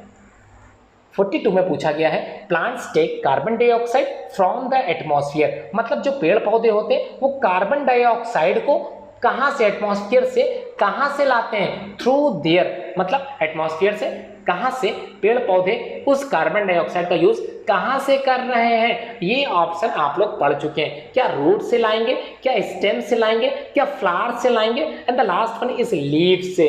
तो आपको क्या लगता है पेड़ पौधे कौन से अंग का, कौन से भाग का यूज करते हैं एटमॉस्फेरिक कार्बन डाइऑक्साइड को प्राप्त करने के लिए? तो आप लोग जानते हैं पेड़ पौधे अपना जो भोजन बनाते हैं विद द हेल्प ऑफ क्या यूज करते हैं? कार्बन डाइऑक्साइड गैस का इस्तेमाल करते हैं और ऑक्सीजन गैस बना देते हैं। समझ में आ गई बात को? 42 का क्वेश्चन समझ में आ गया। आंसर आप लोगों ने कमेंट करके कर दिया होगा। 43 मोस्ट इंपॉर्टेंट क्वेश्चन है 43, इसको थोड़ा समझ लेते हैं। क्या क्वेश्चन कहा गया? Dental formula. अब ये डेंटल फॉर्मूला क्या होता है? ये डेंटल फॉर्मूला ही बताता है कि मनुष्य में दांतों की संख्या कितनी होती है और किस प्रकार के दांत हमारे शरीर में या फिर हमारे मुंह के अंदर पाए जाते हैं। तो ये जो 2123/2123, 2126/2126, 0012/0121 या फिर 0000/2123, ये है क्या, किस फॉर्म में लिखा हुआ है, इसको कैसे समझें? तो सिंपली है समझना। हम लोग जानते हैं हमारे जो दांत होते हैं वो 4 प्रकार के होते हैं। कौन कौन से? इंसीजर, उसके बाद कैनिन, उसके बाद प्रीमोलर और उसके बाद मोलर। तो ये जो सीक्वेंस है ICPM, incisor, canine, premolar, molar, यही सीक्वेंस आप लोगों के डेंटल फॉर्मूला में दे रखे गए हैं। समझ में आ गई? इसी को बोलते हैं डेंटल फॉर्मूला। तो ह्यूमन का डेंटल फॉर्मूला होता कितना है? कमेंट बॉक्स में कमेंट करते चले। क्या आंसर 1 होगा, 2 होगा, 3 होगा, 4 होगा? तो आप लोग बता सकते हैं। यहां जो ऊपर लिखा हुआ 2123, इसको बोलते हैं अपर जॉ, नीचे लिखा है इसको बोलते हैं लोअर जॉ, मतलब अपर जॉ में दांतों की संख्या और लोअर जॉ में दांतों की संख्या दोनों का योग आप लोग जानते ही होंगे मनुष्य में कितना होता है, कितना जोड़ी या फिर कितना दांत पाया जाता है, ये भी कमेंट करके आप लोग बता सकते हैं। सबको उत्तर समझ में आ रहा होगा। क्वेश्चन नंबर 44 की तरफ चलते हैं। क्या पूछा गया है? वाटर फ्रॉम, कहां से? अनडाइजेस्टेड फूड, हमने जो खाना खाया था उसमें जो फूड डाइजेस्ट नहीं हो पाया, हमारे शरीर की जो डाइजेस्टिव सिस्टम था उसमें डाइजेस्ट नहीं हो पाया भोजन, लेकिन एब्जॉर्ब कर लिया जाता है, उसी का क्या? वाटर। तो कौन वाटर को एब्जॉर्ब कर लेता है? कौन सा पार्ट ऑफ एलिमेंट्री कैनाल जहां पर वाटर का एब्जॉर्प्शन टेक्स प्लेस होता है? तो सारे कंपोनेंट तो डाइजेस्ट हो गए थे। कहां डाइजेस्ट हुए थे? स्मॉल इंटेस्टाइन में डाइजेस्ट हो गए थे। माउथ में डाइजेशन किसका हुआ था? Carbohydrate, starch. तो इनका डाइजेशन कहां पर हुआ था? माउथ में। तो माउथ में बेसिकली डाइजेशन स्टार्ट हो जाता है। उसी तरह से स्टमक में भी जो प्रोटीन होती है वो डाइजेस्ट हो जाती है, और आगे जो स्मॉल इंटेस्टाइन होता है उसमें सारे कंपोनेंट मोस्टली सारे डाइजेस्ट हो जाते हैं। लेकिन वाटर का डाइजेशन कहां होता है? आप लोगों को ऑप्शन स्क्रीन पे दे रखे गए। स्टमक होगा, स्मॉल इंटेस्टाइन होगा, लार्ज इंटेस्टाइन होगा, या फिर फूड पाइप सही होगा। तो क्या लगता है आपके अकॉर्डिंग क्या आंसर सही होना चाहिए? अब हम लोग बात कर लेते हैं क्वेश्चन नंबर 45 की। तो 45 में सिंपली पूछा गया who is the father of biology. तो बायोलॉजी के फादर कौन है? जनक किसको माना जाता है? जीव विज्ञान के जनक किसको माना जाता है? ऑप्शन ए में है थियोफ्रास्टस, ऑप्शन बी में सोक्रेटिस है, ऑप्शन सी या थर्ड है Aristotle, and the last one option is Mendel. तो क्या लगता है फादर ऑफ बायोलॉजी? तो जीव विज्ञान के जनक के रूप में किसको माना जाता है? तो ऑप्शन आपकी स्क्रीन पे, अगर आप लोग जानते हैं आंसर दे चुके हैं तो अब आप लोग अपनी स्क्रीन में आंसर दें। Father of botany, father of zoology, father of genetics and father of taxonomy. तो क्या इसके भी फादर आप लोगों को पता है? क्या बता पाने में आप लोग सक्षम हो? क्या आप लोगों को पता है कि फादर ऑफ फिजिक्स कौन है, या फिर आप लोग जानते हो फादर ऑफ केमिस्ट्री कौन होंगे?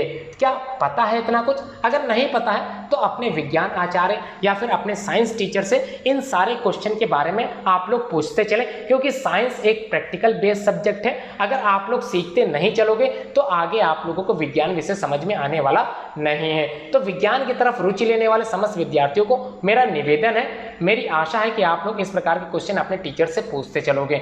आगे बात करते हैं क्वेश्चन नंबर 46 की, जिसमें पूछा गया है कि पेड़ पौधों में जो फूड होता है वो ट्रांसपोर्ट करता है किसके द्वारा?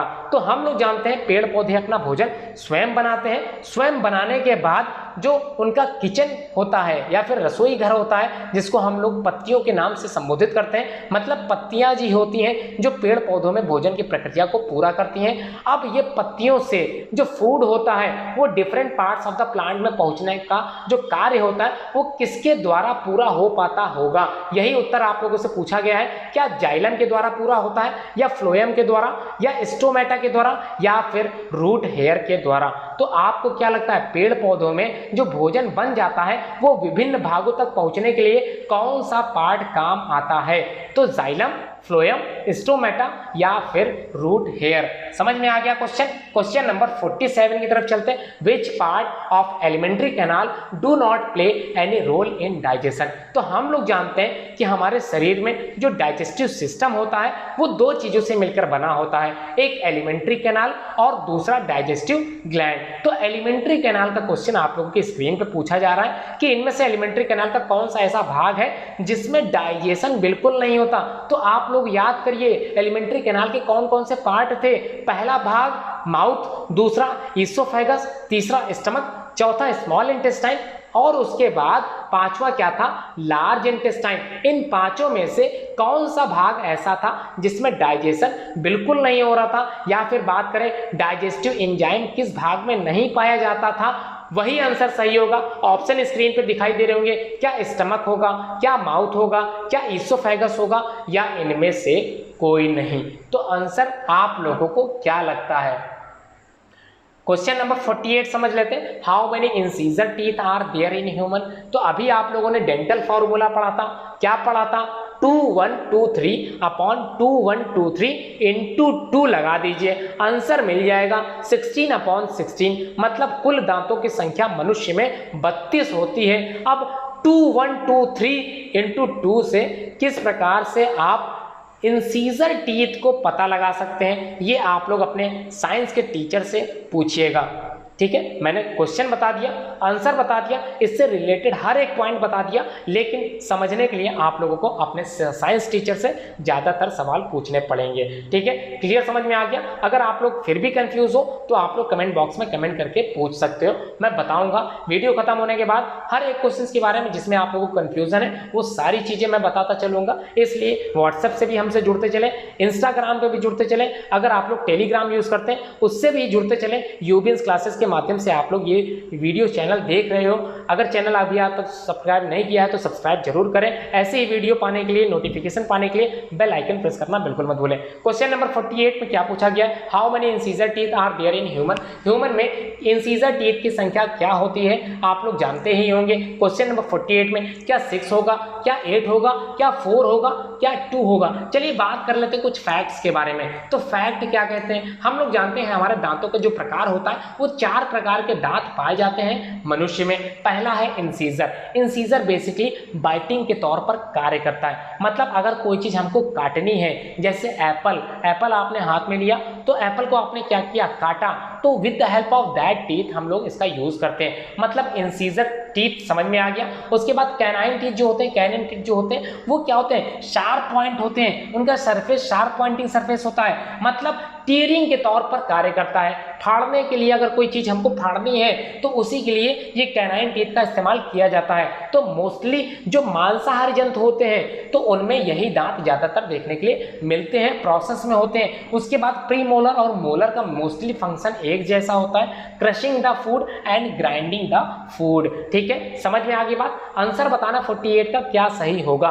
बात करें 49 की और उसके बाद लास्ट क्वेश्चन होगा, उसके बाद ये वीडियो समाप्त हो जाएगी। आप लोगों ने पूरा सहभागिता निभाई है, पूरी वीडियो आप लोगों ने देखी है, तो आप लोगों के लिए अच्छी बात है कि आप लोगों को साइंस के बारे में कई प्रकार की चीजें जानकारी मिली है और आप लोगों ने अपने जो ज्ञान है विज्ञान का उसको और ज्यादा बढ़ा लिया है। आगे ऐसे क्वेश्चंस अगर आप लोगों से पूछे जाते हैं तो आप लोग इनके उत्तर देने में सक्षम हो पाओगे। ठीक है, समझ में आ रहा होगा। Question number 49, how many colours are there in rainbow? तो रेनबो मतलब इंद्रधनुष। इंद्रधनुष में जो रंग होते हैं उनकी संख्या पूछी गई है, क्या 6 है, क्या 4 है, क्या 2 है या फिर 7 है? तो 7 हो सकता है अगर आंसर, तो 7 दे दीजिए। चलिए रेनबो के बारे में एक फैक्ट बताता हूँ। ये जो इंद्रधनुष होता है ये आपको तभी दिखाई देगा जब आपकी पीठ सूरज की तरफ होगी, मतलब सूरज के ठीक अपोजिट ही ये इंद्रधनुष पाया जाता है। मतलब सूरज कहाँ से उगता है, पूरब में, तो ये पाया कहाँ जा सकता है, पश्चिम में। अगर मान लो पश्चिम में सूरज है तो कहाँ मिलेगा, पूरब में। तो ध्यान रहे, ना तो ये उत्तर में होगा ना तो ये दक्षिण में होगा, ये होगा कहाँ, या तो पूरब में होगा या पश्चिम में होगा, मतलब सूरज के ठीक अपोजिट वाले साइड में रेनबो देखने को मिलेगा। समझ में आ गई बात? रेनबो के लिए हम लोग जो कलर्स को बेसिकली याद रखते हैं विबग्योर के नाम से, तो विबग्योर में जो वी है उससे आप लोग वायलेट समझते हैं, इंडिगो समझते हैं, जी से ग्रीन होता है, जी से क्या होता है, विबग्योर का जी ग्रीन है, उसके बाद वाई से येलो है, उसके बाद ओ से ऑरेंज है और लास्ट में आप लोगों को क्या मिलेगा, रेड मिलेगा। समझ में आ गई बात? आप लोगों को क्लियर समझ में आ रहा होगा। अब लास्ट क्वेश्चन की तरफ चलते हैं। What is 3R theory? तो एक थ्योरी है जो क्लास 6 में आप लोगों ने पढ़ी होगी, हो सकता है लास्ट चैप्टर आप लोगों ने पढ़ा हो या फिर मोस्टली इसको आप लोगों ने सुना हो, कई बार इसका प्रयोग किया जाता है। 3R थ्योरी मतलब 3R सिद्धांत है क्या? क्या पहला ऑप्शन सही होगा, रिड्यूस, रीयूज, रीसाइकिल, या फिर सेकंड रिप्लेस, रीटेन या रीअरेंज, या third option writing, reading, returning? तो चारों में से चौथा ऑप्शन नन ऑफ दिस है। इन चारों में से आपको क्या लग रहा है बेटर ऑप्शन कौन सा होगा? तो आंसर देते चले और आप लोगों के सामने स्क्रीन पर ये लास्ट क्वेश्चन था। अभी भी बने रहिए, पूरी वीडियो एंड तक जरूर सुने, कुछ कहने वाला हूं, कुछ समझाने वाला हूं, इसको जरूर समझ लें। लास्ट वीडियो जो साइंस क्विज की हुई थी, सॉरी जो जीके क्विज की हुई थी, उसमें जो पार्टिसिपेंट्स थे, कई पार्टिसिपेंट्स थे जो महामना मालवीय विद्या मंदिर इंटर कॉलेज से पार्टिसिपेट किए थे, कई तरह के जो थे लखनऊ सिटी से भी कॉलेज से जो है पार्टिसिपेट किए थे। उनमें से जो पार्टिसिपेंट्स जो जीते हैं उनमें से जो 2 नाम मैं लेने वाला हूं, उनमें से एक नाम है वैभव का। तो वैभव क्लास 9 महामना मालवीय विद्या मंदिर इंटर कॉलेज, जिन्होंने प्रथम श्रेणी से ये जो क्विज था वो उत्तीर्ण किया है, इनको सर्टिफिकेट दिया गया जिसके रूप में। उसके बाद जो सेकंड है वो क्लास 7 की ही एक लड़की है जिसका नाम है रिया अवस्थी। तो रिया ने सेकंड पोजीशन हासिल की है। इन्होंने 50 में से लगभग 47 प्रश्नों के उत्तर एकदम सही दिए हैं और वैभव ने 49 प्रश्नों के उत्तर एकदम सही दिए हैं, वो भी समय से पहले। इसी तरह से आप लोग भी ऐसे ही सर्टिफिकेट्स प्राप्त कर सकते हो। साइंस से रिलेटेड क्विजेस जो मैं कराता हूँ यूबिन्स माध्यम की तरफ से, यूबिन्स क्लासेस की तरफ से। उम्मीद करता हूँ आप लोग भी इस तरह की वीडियो से अपने ज्ञान को और ज्यादा बढ़ा सकते हो। यूबिन्स क्लासेस की तरफ से मैं उमेश पांडे इस पूरी वीडियो देखने के लिए आपका बहुत बहुत धन्यवाद करता हूँ। आप लोगों के सामने स्क्रीन पे व्हाट्सएप नंबर दिखाई दे रहा होगा, answer your solutions in given WhatsApp number. मतलब जो भी उत्तर आप लोगों ने अपनी कॉपी में लिखे हैं उसको आप लोगों को फोटो खींच के स्क्रीन जो है वो मुझको शेयर कर देनी है। मैं with in 1 day, with in 2 days या फिर नेक्स्ट वीडियो में आप लोगों के नाम भी पार्टिसिपेंट के तौर पर बुलाऊंगा। तो ध्यान रहे, कई पार्टिसिपेंट्स नए थे जिन्होंने व्हाट्सएप के माध्यम से जो है जानकारी प्राप्त की थी, वीडियोस में आने के लिए पार्टिसिपेंट्स क्या मतलब बने थे। उनमें से एक बच्चा या उनमें से कई स्टूडेंट्स ऐसे थे जिन्होंने दूसरे स्कूल से भी पार्टिसिपेट यहाँ पर किया है, दूसरे स्टेट से, दूसरी जो है कंटिनेंट से। यहाँ पर यूनाइटेड टेरिटरीज की बात करूँगा, वहाँ से भी लोग मेरी वीडियो देखने के लिए यहाँ तक आते हैं, इस चैनल से जुड़ते हैं, सब्सक्राइब करते हैं। उम्मीद करता हूँ इसी तरह से वीडियो पाने के लिए आप लोग सक्षम हो पाओगे। ध्यान रहे, शालिनी साहू जिन्होंने हाल ही में इस प्रतियोगिता में भाग लिया था और आगे इस प्रतियोगिता में जुड़ने के लिए हमसे एक्टिव रूप से जो है संपर्क में है, व्हाट्सएप के माध्यम से जुड़ी हुई है हमसे।